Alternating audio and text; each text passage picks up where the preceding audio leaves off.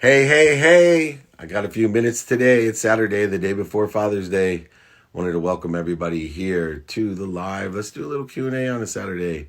Hopefully some people have gathered up questions that they want to ask. Really appreciate everyone for coming Friday. Catch the replay if you didn't get it. Our free training on Friday was extraordinary about building an audience, a community, and utilizing that in order to build your brand. It was some really good, thoughtful stuff. Happy Father's Day. Jeff, happy Father's Day. Thank you so much. Mike, thank you as well. Let me know. Don't forget this Friday, we are on tap 11 a.m. as well. So looking forward to it. We're going to do toughness and telephone. We're going to teach about being tough through adversity, as well as how to use the telephone and how those two are interrelated. What's the best way to grow my potential newsletter? Is that what it says? Newsletter? Yeah. Look, you got to start. You got to start building an audience, right? The best way to start is by starting with quality content, reverse engineering who you want that audience to be, what frequency they're at, what channels they tune into, and talk directly to those people so they pass it on through that channel and then extend out to more channels and to more packages or frequencies. And that's how it grows. Remember, you have to have faith in the incremental growth, just like Noah at Noah's Ark, right? He had faith. 2 by 2 by 2 would turn to 4 by 4 by 4 to 8 to 8 to 8. There's a great, analogy about a pond. Lily pads in a pond. They double in size every single day. What day do you think the pond is halfway full? In a 30-day month. Most people would say 15 days. The truth is, in a 30-day month, a lily pond isn't full till the 29th day. You got to have faith in the incremental growth, and then have a macro vision of patience for the outcome, right? You got to have tremendous patience for the outcome. You know what's scarier than 29 days being at 50% of the pond being full is that at day 28 is when you're 25% of the way there. That's when 99% of the people have quit from day 1 to day 28. 99% of the people quit from day 1 to 28 because they have no faith in the incremental growth that they're experiencing. Even though in the 29th day, they're 50% of the way there. On the 30th day, they're 100% of the way there. All right, let's get some questions going too. Great start. Here we go. How can we heal from trauma in order to become our higher selves? All right, Cody, look, trauma, pain, it's just an indicator. It's just an indicator that you have a lesson to learn. And to heal that, you need to learn the lesson. So when we go out and figure out what had happened, and we use gratitude to find the light, the love, and the lessons in the trauma, and we use forgiveness to forgive ourselves for not knowing what we didn't know, in other words, making mistakes that caused that trauma, and then we take accountability for that trauma to take control of it, asking ourselves, once again, what did we do to attract that trauma into our lives, no matter what it is, no matter who's responsible or liable? What did we do to attract this into our lives? And more importantly, what are we supposed to learn from it? We then can clear the interference and corrosion to the most powerful source of light, love, and lessons that we have. We can learn that lesson and heal, right? That healing source of power, light, and lessons comes through us, and then we can share that lessons with others so they don't experience that interference, corrosion, etc. When you began in public speaking, how did you first identify who your best audience was, and then were your methods of finding that audience and getting in front of them? So what I used was my travel schedule and looked and saw what best audiences I could speak in front of to practice, to build an audience so that more people would say, oh, I love the book, I love his speeches, we should hire him, with no expectations, unconditional expectations. I spoke in front of 2 people, and I spoke in front of 20,000. And I just went city to city to city, and I called the schools for what my talents and skills or what I was teaching, right? Business, entrepreneurship, sports, college kids in general, chambers of commerce, any type of groups, philanthropic groups, all types of clubs. There's always stages to speak on. And I did my first year, 100 speeches. I think in total I made $10,000 my first year for 100 speeches, and I traded about $50,000 worth of, free rooms, golf, spa, other things that people could give me. But I built a multi-million-dollar business from sharing and giving and allowing myself to ask what I wanted so I could give it away to others. Let's do the same here. Let's get some more questions going, everybody. Happy Saturday. What are the keys to successful sales pitch? I have 5 keys to successful sales pitch. The number one key is one that most people don't think of in a sales pitch, and they should, because it's the one that ruins most sales pitches. It's credibility. And that credibility is so important. What happens is if you oversell or back end sell, or you lie or manipulate or cheat during any portion of when you're stimulating interest, transitioning interest, or sharing a vision, or even managing and developing a vision when you're pitching, you've completely destroyed yourself. Because the minute you do those things, people are looking, even where you're being truthful, for the cracks, the holes, and you have set forth the energy to find what's the matter with the deal, not to look to see the light, the superpower of the deal, the quantum nature of the deal. And you've also discredited yourself, and most great investors invest in the entrepreneur. So credibility is the number one thing. 2 is emotional attachment. People buy on emotion for logical reasons. So make sure that you connect emotionally with someone. And the way that we do that is by asking open-ended questions to learn, to be more interested than interesting, to be able to find what values that person have and lead them through controlled or closed questions in order to facilitate. Would it help you if we did this? Would it help you if we had this? Could you see any reason you won't want to invest? Right? That's how those emotional attachments lead. And then also 3 things: quantify the reasons they should invest, quantify the impact it's going to have, knowing their personality and personal values, experiential values, giving and receiving, and then finally the capabilities that you have. And so use your features and benefits to do credibility, emotional attachment, and those quantifying. Kate, I hope that Colleen reached out to you. We had an extraordinary guest yesterday for you, Kate, and I want to make an introduction. She is a billionaire VC. She's amazing, and she is looking. I told her about your company, so please reach out to Colleen. Thank you for joining me, and thank you for the compliment on your shirt. That's Tiger Woods' first golf course that he designed here in Houston. Well, not here, but in Houston, Texas. I see, speaking of Houston, Texas, my southern friend, Jeremy. Welcome. Let's get some questions going here. Hey, Dave, do you believe in resting, even slightly, on Saturday or Sunday, so as to enhance your production? I believe in resting every day. Every day, 2 minutes a day is worth 2 hours on a Saturday. I believe in taking vacation every day. I believe in dating my wife every day. I believe in being a role model and a steward for my 10-year-old son every day. I believe in being a mentor to my 3 teenage daughters and a father every day. I believe in being a good son every day. Every day, I put a minimum amount of time on the things that are most important to me according to my values.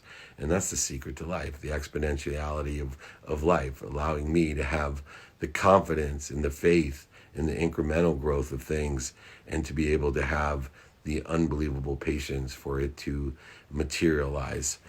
Right, homie? All right, let's see. Anybody else got a question for me? It's a Saturday. Jakey Bakey, you got a question for me? You want to pin something up? We got training on toughness and telephone on Friday. You guys are overwhelming the thousands of people now that are coming. It's incredible. Free training on Friday for toughness and telephone. It'll change your life. Learn how to be tough and learn how to use a telephone. 2 of the distinct things that I see will separate you, accelerate your life. I'm going to go live with my dear friend. I see her on here. Let me see. I have not talked to her. Watch this screen light up, everybody. Watch this. 1, 2, 3. Here she goes. Hi, David. How are you? Did I lie? How awesome. Hi. So good to see you. I miss you. I haven't seen you, I think, since Secret Knock, or we walked the neighborhood together with the wheelbarrow. Oh, yes. That was so fun. That was awesome. Yeah, I have to see you again soon after this whole coronavirus is over. Well, tell me one thing. You know, I don't get to talk to such intelligent young people all the time. I wish I could because I could learn a lot more. What has been your experience from your perspective of the coronavirus? What has it meant to you and what have you learned? Well, it's been a little bit hard because I haven't been able to sell my lollipops and raise all the meals for the homeless children. But it's also given me the opportunity to come up with an amazing idea called the Donate One Plate Challenge, where I am raising meals for homeless children in quarantine and asking all of my entrepreneur and influencer friends to pass the plate. And so you pass the plate out of your screen, you challenge a friend, and you donate $1 to Child Hunger Sucks on PayPal or Venmo. And we've already raised 10,000 meals in about 24 hours, which was about a week ago, and we're still working to raise more meals as we can. But that the coronavirus actually gave me the opportunity to think of that amazing idea, and I've been getting to connect with some of my friends through Zoom and trying as many ways as possible to still make coronavirus like good, even though it's not necessarily the greatest thing. You're finding the light, the love, and the lessons in the challenges that present themselves as you usually do. You're so incredible as Child Hunger Sucks, and I love that. So let's tell everybody right now, how are we going to do this challenge? Because I'm all in. And so let's get everybody on here. Everybody come in for $1 and pass it on to everyone else. Where do they go and what do we do? So they can go to @ChildHungerSucks on Instagram, and you can look at the pink video where I'm holding the lollipop in the Donate One Plate Challenge. It will explain everything that you have to do, and you can go there to find out more. But all you have to do is pass the plate, you challenge one of your friends, and you donate $1 on PayPal or Venmo @ChildHungerSucks, and then you follow @ChildHungerSucks. Last question real quick, and I so much appreciate you giving up some of your Saturday for me, and more importantly, for all of those hungry kids, those homeless kids that really appreciate you. Coming through to the other side, are you going to continue the lollipops and these online things that you've learned, or are you just going to go back to what you had done before? I'm going to still do both. I'd say still do both. Still sell my lollipops on the weekends, but I think I'm going to try to expand the Donate One Plate Challenge because our goal is to raise 1 million meals and donate it. So I think I'm going to still do both and always continue to sell my lollipops. And I actually have something called the Serial Entrepreneur Show where I'm going to be interviewing entrepreneurs and influencers. So I'm going to be continuing Child Hunger Sucks, Serial Entrepreneur Show, and Donate One Plate Challenge. That's amazing. Are you gonna have me on your show? Yes, I'd love to have you on my show. That'd be awesome. I'd love to interview you. Oh, I'd love to be interviewed by you. You're one of my favorite people. You are one of those seeds that I know will grow trees that I'll never sit under. We need more people like you on earth. You are a young angel that has been brought upon us, and you've always just brightened my day. Please, everybody go to @Child Hunger Sucks. Figure out, give as much as you can. I'm going to go there as well, as you know, and let's have you back on. Let's keep promoting. I'll come on your show as well, and make sure you say hello to your father. Thank you so much. I have one question for you. Please. How do you think I can expand and network even in coronavirus? Like, how can I still network with people even though there's no events going on? Well, good. Well, number one, you got to come to my training on Friday because I want to bring up this on Friday as well. We get thousands of people, and it also is on my podcast. So I'd love for you to make sure you're there. But the way that you can do that is break down the matrix of how we communicate effectively. And so that matrix consists of 4 things. One, you can't do as well as you used to do, and you're so good at it, which is we can ask in person, right? We can ask 2 questions in person.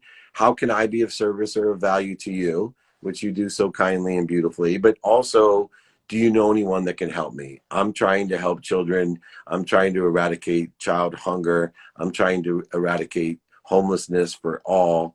And this is what I'm doing. Can you please help me? Or do you know someone that can help me? You can do that, number 1, in person, but 2, you can do it by email. So let's start putting our attention and intention into an email campaign and other people who have big email databases. Then, of course, you have telephone. And I'm doing a training on Friday because I think a lot of young people, they really don't know the power of the telephone. They think it's just for TikTok and Snapchat and Instagram. There's something called a phone call that's very powerful, and as well as text messaging. These are platforms that can be utilized by you to not only let people know how you can be of service and value to them, but also ask them if they know anyone that can help you eradicate childhood hunger and homelessness. And then finally, what you're dancing in is the media side. And the media side is more than just social media. It's radio, print, TV. And the reason I still work so hard in radio, print, and TV is that every time I get a full page story about me in Entrepreneur Magazine or Forbes or Inc. or one of those, I capture it and it becomes modified and amplified and perpetuated on social media. So I get more than one bang at the buck, right? And I think exponentially when you put all four of those together, 7 days a week, in person, on the phone, via email and media, radio, print, TV, and social media, and you ask how you can be of service or value, but more importantly, you ask for help, especially how cute, intelligent, and adorable you are, you'll even do better than I do because you will get a better statistical success than I can because you have more credibility and you're way more adorable. So that's how I would do it. Thank you so much. That's amazing advice, David. You're an amazing little girl. Come visit me, please. I miss you. Thank you so much. I'm going to go check out at Childhood Hunger Sucks. Say hi to your dad. Thank you so much, David. Bye, everybody. Bye. You made my Saturday. Thank you. you. That's an early Father's Day gift, I guess. How cute and awesome is she? She is more well-read than I am. We went on a walk for charity together and selling lollipops together a while back and had a whole a wagon full of them, and it was like talking to Blaine Bartlett. Like, she is so well read. She's like, what do you think when Napoleon Hill said this? And just like rambling down an incredible list that she did. Oh gosh. All right, let me get back on track. What a great treat that was. Check out at Childhood Hunger. Give $1, please. I love this question. McDonald's, that would be the Happy Meal, which makes me so happy. I don't eat them all the time, but for my soul, I eat those things. And a Happy Meal for every single layer, it's so amazing. In-N-Out, California's classic, or Swenson's, which if you don't know is California's In-N-Out. I'm sorry, Ohio's In-N-Out, 75 years or older. I'm going to have to go with Swenson's. Maybe it's because it's a childhood favorite. But Swenson's over McDonald's Happy Meal and In-N-Out. I'm sorry. Hashtag Swenson's. They put a little molasses in the burger. They serve it at your window, at your car. The COVID special, I guess. But please, if you're ever in Ohio, go to Swenson's. Not the ice cream, the drive-up hamburger joint with Hamburg is the way they call it, Hamburg. All right, the $3 challenge. My boys are here as well. And girl, thank you so much. Check that all out. Great question. Thank you very much. Somebody knows me well. Somebody asked me what my last meal will be, and it will be a Swenson's burger, I think. That would be it. The day before would be McDonald's, and the day before would be In-N-Out. Hamburger still. Go vegan. Much better for you. I agree. My soul just is innately an omnivore. But I very much have cut back on the burgers, and I'm all over a variety of different vegan delicacies, especially my niece Jacqueline, if she's out there. She makes some great stuff. Jeremy, if you could give your children only advice, no money, what would you give them? Show me your friends and I'll show you your future. But I would give them 5 pieces of advice. Tell them to take inventory of their values. Teach them to ask and attract, teach them to be a student of the calendar, to do it now, and finally have them practice ending fear. If I did that, they'd be multimillionaires. And I do that. Whether they listen to me or not is the interesting thing. My kids are not for me, they're through me. And hopefully they watch me. I rarely tell them. I really teach them directly. Hopefully I show them either what to do, and they've seen a lot of what not to do as well from me. And I always joke around, that's the greatest lesson my father gave me and showed me what not to do. But I love him and appreciate him and miss him. What kind of stock do you recommend? Well, go with stock that's been oversold. Buy into stock that's oversold and sell it when it's overbought. Go to an expert to find out when something's been oversold. Buy it. Tell them to call you when it's overbought. That's the margins of millionaires. Very easy. It doesn't matter what industry it is. Here we go. One of my favorite questions. What's your top 5 books and why? Number 1, Napoleon Hill, Think and Grow Rich. It's a perfect blend of the pragmatic world and the faithful world. It is the best depiction of advice and dummy tax and situational knowledge and experience that I've ever read in this earthly world. My favorite. Second, Power of Intention by Dr. Wayne Dyer. I believe understanding the studying of my calendar, one of the greatest things that I've learned to do, to study things, to pay attention to, and give intention to the coincidences that I want, was named from that book. The third book is The Course in Miracles. Not for everybody. It took me years to be able to read it every day, in late into my 40s before it made sense to me. But today, one of the most impactful books that I've ever read. The last 2 are interesting. I think the next one would be The Monster at the End of the Book. Dr. Stono, Sesame Street, Grover. It's a story if you haven't seen it. Grover's at the beginning of the book and he's terrified because he was told there's a monster at the end of the book. And so he's convincing you, the reader, not to turn the page because there is a monster at the end of the book. And of course, you turn the page and he says, "What are you doing? Don't you understand? There's a monster at the end of the book." And so he says, "I'm going to nail this page down so you don't turn it." And yet you turn it and all the wood and everything is all over. And he's terrified even more. "What are you doing? I told you there's a monster at the end of the book." And then he bricks it up and so on. And you keep turning the pages and you finally get to the last page and you turn it. And Grover says, "Oh my gosh, it's just me. Lovable, cuddly Grover. I'm the monster at the end of the book." I know that book didn't mean what it does to me today. That chokes me up and makes me realize that I'm the monster at the end of my book. Cuddly, lovable David, the ferocious Buddha. And that's where gratitude, forgiveness, accountability, and inspiration comes from. And then finally, number 5, The Variance of Degrees. But I'm a habits person, and Atomic Habits by James Clear has had a recent impact on me. I'm sure that 5th spot will change again and again. I'm not sure how, it's going to have to be a doozy to knock off my first 4 of Think and Grow Rich, Power of Intention, Course in Miracles, and of course, the monster at the end of the book. But that 5th spot will keep on changing. James Clear, you got it today. Atomic Habits. Thanks so much. I got one more minute here on Saturday. Let's see what we got going on. Favorite yearly sporting event: Masters, Super Bowl, etc. And why? Simple. Masters. Masters is the only sporting event that I've ever gone to, and I've gone to almost all of them. Almost all of them. Cleverest investor that you know, Warren Buffett. But anyway, the Masters is the only sporting event that I've gone to for over 20 years that never has disappointed. There's an energy walking into Augusta. There's an energy around Augusta. It is an extreme event that everyone should experience. But the World Cup is up there. The Olympics is up there. Super Bowl's a little bit corporate. I mean, I have to be honest. The Super Bowl always hasn't delivered for me. But the Masters always has. Very good. Gosh, I want to stay. Let me just. Child Hunger Sucks is still here. Let me just take one more question, and then I'm gonna go. Sorry. Lots of respect from Afghanistan. Can you please help me how to make a decision fast? Okay.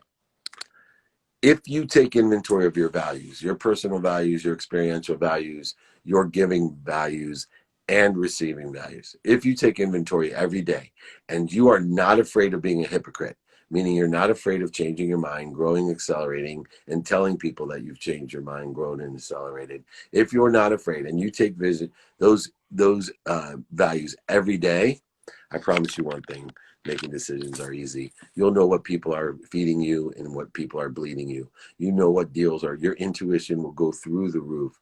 You will just know what the right decisions are. When you know your values, personal experience or giving and receiving, you know what decision to make, and you will know your blend from the pragmatic world, the monetary world, the world of currency of money, the energy, the object of energy that you put into the flow, all the way to faith, where time doesn't exist, where you must just trust that there is more than enough of everything for everyone. We all can do that. We all can be happy. Join me Friday for Toughness and Telephone, 11 a.m. Pacific, 2 p.m. Eastern.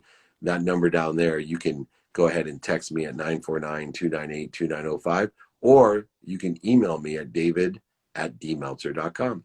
david@dmeltzer.com. Thank you, everybody, for joining me. I'll catch you on Father Days for a quick few more questions.